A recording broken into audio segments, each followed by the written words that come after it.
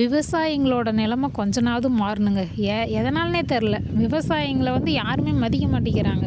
விவசாயம் இல்லைன்னா இந்த உலகமே இல்லைங்கிறது எல்லாத்துக்குமே தெரியும். ஆனால் அதை செய்கிற விவசாயியை வந்து ஒரு கேவலமாக பார்க்குறாங்க.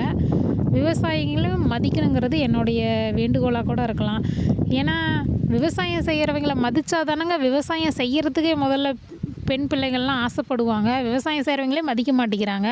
அப்புறம் எங்கேருந்து பிள்ளைங்க வந்து விவசாயிகளை கட்டிக்கிறதுக்கு முதல்ல கல்யாணம் பண்ணிக்கிறதுக்கு முதல்ல சம்மதம் சொல்லுவாங்க.